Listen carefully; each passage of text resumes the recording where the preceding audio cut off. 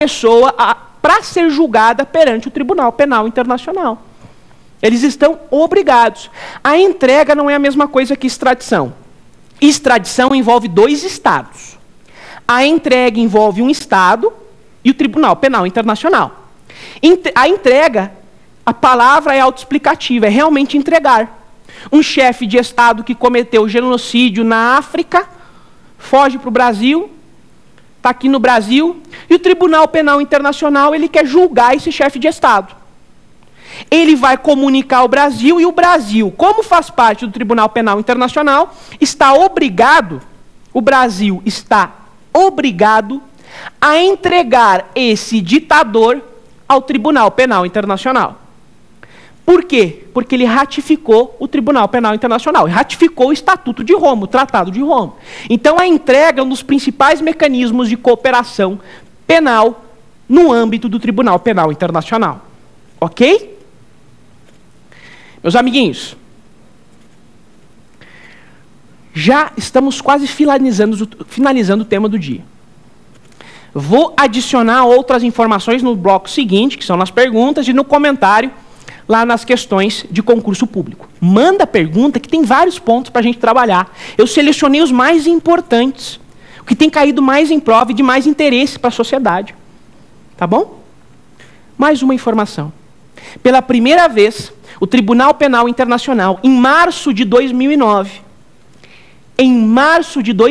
o Tribunal Penal Internacional, por decisão de 3 juízes, lá do Tribunal Penal Internacional, determinou a prisão de um chefe de Estado em exercício. Eu até falei um pouquinho mais alto para destacar. Então, o Tribunal Penal Internacional, pela primeira vez, em março de 2009, determinou a prisão de um chefe de Estado que estava exercendo o cargo de chefe de Estado. Foi o presidente do Sudão. O presidente do Sudão foi acusado, está sendo acusado, processado perante o TPI, de praticar crimes de competência do TPI. E o TPI expediu o mandado de prisão contra o presidente do Sudão, agora em março de 2009. É uma inovação. É uma evolução tremenda, pessoal. Tremenda.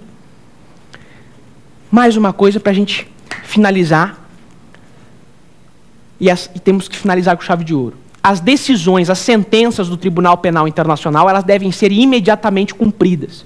O Brasil, como ratificou o Tribunal Penal Internacional, tem que cumprir fielmente as sentenças, as decisões do Tribunal Penal Internacional. O Tribunal Penal Internacional ele também é conhecido como Corte Internacional, Corte Penal Internacional. Em inglês é ICC, International Criminal Court.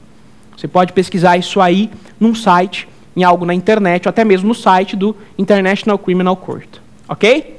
Passei as principais informações sobre o Tribunal Penal Internacional. Espero ter sido útil. Manda mais perguntas. Temos mais o que discutir. Conto com a colaboração de vocês. A gente vai agora para comentar. Vamos comentar algumas perguntas dos acadêmicos. Ok? Grande abraço, pessoal. Valeu pela atenção, viu? Muito obrigado.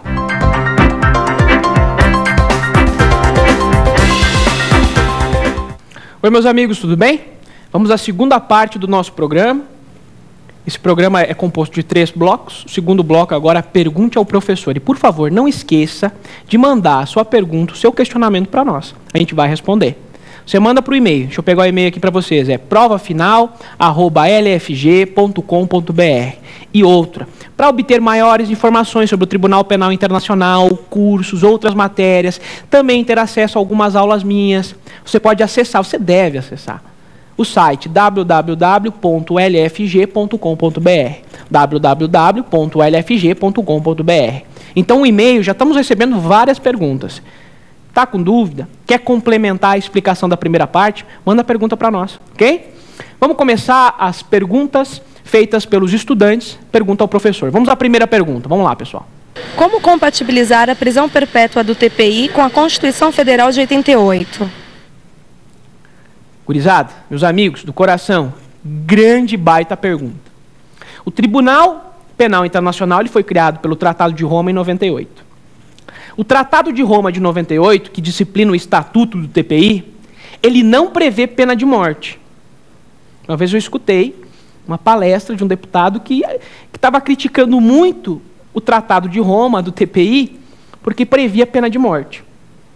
O Tratado de Roma não prevê pena de morte. O Tratado de Roma, a pena mais grave é a prisão perpétua. Pena de morte não está prevista no Tratado de Roma. A prisão perpétua está prevista no Tratado de Roma, sim. Como que a gente vai compatibilizar a Constituição Federal, que veda a prisão perpétua, com o Tratado de Roma, que permite a prisão perpétua? Constituição Federal veda a prisão perpétua. Tratado de Roma permite a prisão perpétua. O Brasil tem a Constituição Federal e o Brasil ratificou o Tratado de Roma. Meus amigos, a gente tem que ter a seguinte interpretação. Primeira coisa, essa vedação da Constituição Federal quanto à prisão perpétua, ela não é absoluta. O que eu quero dizer com isso? Tanto a pena de morte como a prisão perpétua, em caso de guerra declarada, elas podem ocorrer. E outra, a pena de morte, que é mais grave que a prisão perpétua, tem uma previsão constitucional expressa de que a pena de morte ela pode ocorrer no caso de guerra declarada. Então essa questão pena de morte e prisão perpétua, embora vedadas pela Constituição Federal, e é correto essa vedação, em casos excepcionalíssimos elas podem até mesmo ocorrer. Esse é o primeiro ponto.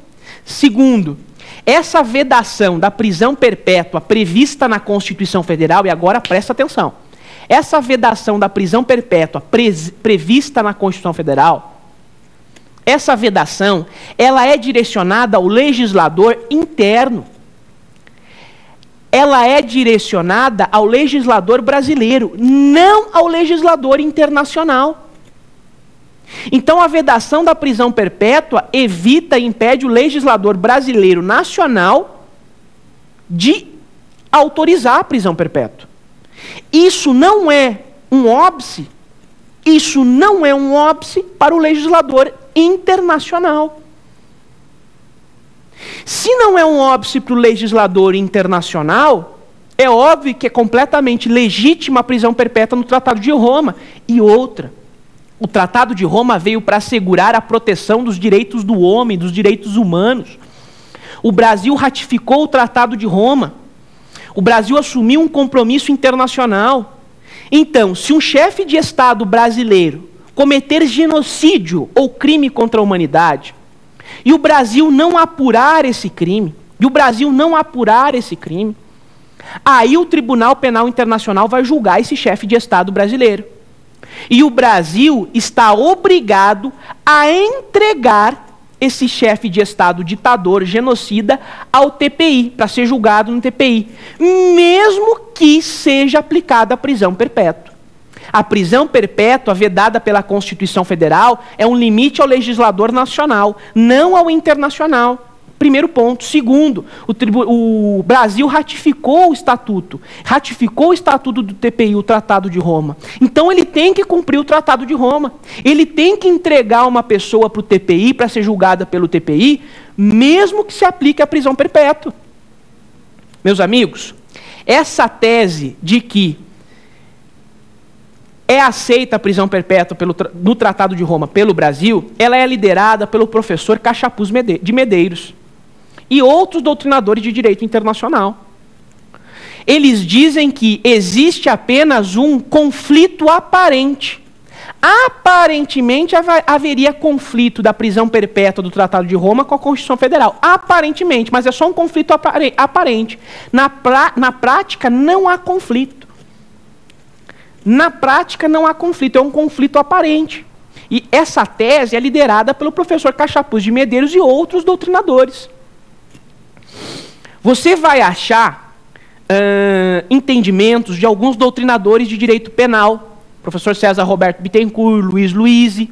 Eles dizem que há incompatibilidade entre a prisão perpétua e a Constituição Federal. A prisão perpétua do Tratado de Roma é a Constituição Federal. Só que essa interpretação ela não é internacionalista, ela não é uma interpretação recomendável. Você tem que compatibilizar o Tratado de Roma, de 1998, a prisão perpétua, com a